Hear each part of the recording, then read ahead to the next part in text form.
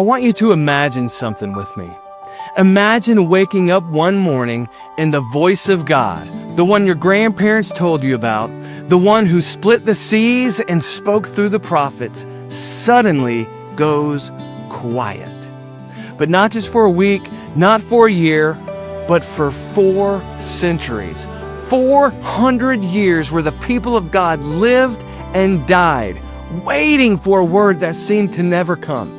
No prophets, no psalms, no fresh revelation, just silence. This is where the Christmas story actually begins. Not with shepherds or wise men or a star, but with silence so heavy that generations wondered if God had walked away for good. But he hadn't. He was preparing the world for the most important moment in human history. One step at a time, even when no one could see it. The final words the people of God heard came from the prophet named Malachi. His message ended with a promise, a whisper of hope.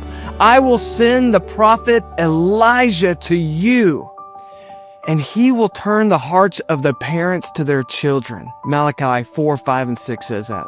And then, silence. For us, Malachi to Matthew is just one page in our Bible. But for them, it was a lifetime of waiting multiplied by generations.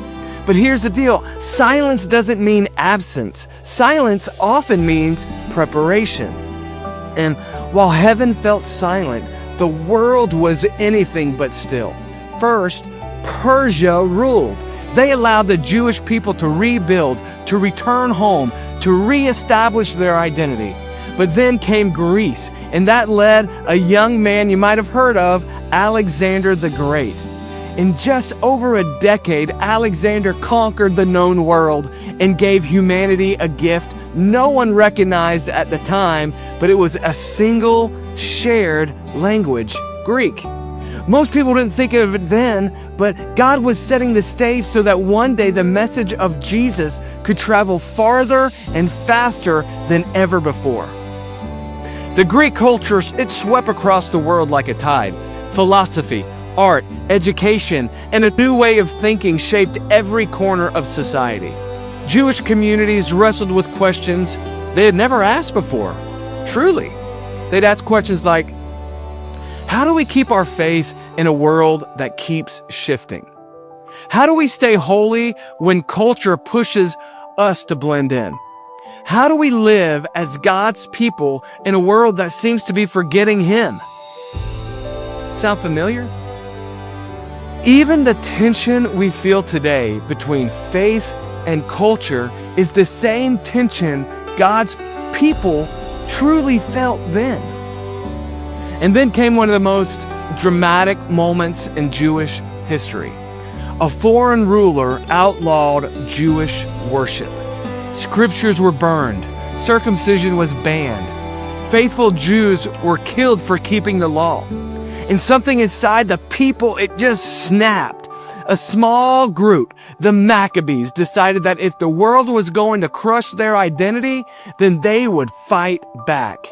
And against overwhelming odds, guess what? They won. They reclaimed the temple and they rededicated it all to the Lord. No one realized it then, but God was strengthening people who would one day recognize the Messiah when He came. But victory, it didn't last forever. Rome, it swept in with powerful armies, its taxes, its power, and its iron fist. And suddenly, the people who once ruled their own land now lived under the greatest empire the world had ever known. You see, Rome, it brought roads, trade, military order, a common legal system, all tools that would one day carry the gospel to every single corner of the earth. But to the Jewish people, it felt like another form of bondage. And so the longing, it grew. God, when will you speak again? When will you send the one you promised?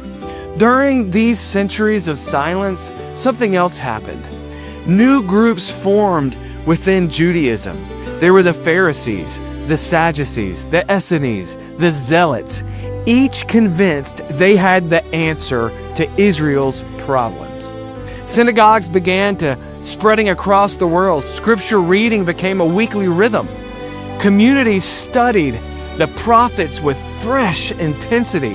The hunger for the Messiah, it was growing. Every family, they had stories. Every child was raised on promises. Every old man and every old woman prayed, "Lord, let it be in my lifetime." They believed God had to speak again. He must speak again. The silence couldn't last forever, right?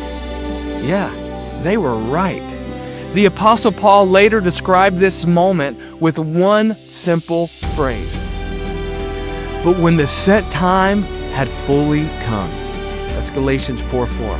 When the set time was right, when the world was aligned, when language, culture, roads, kingdoms, and hearts were all in place, God spoke again, not through thunder, not through fire, not through a prophet on a mountain, but through a baby's cry, a whisper in a manger that shook the world louder than any voice in history.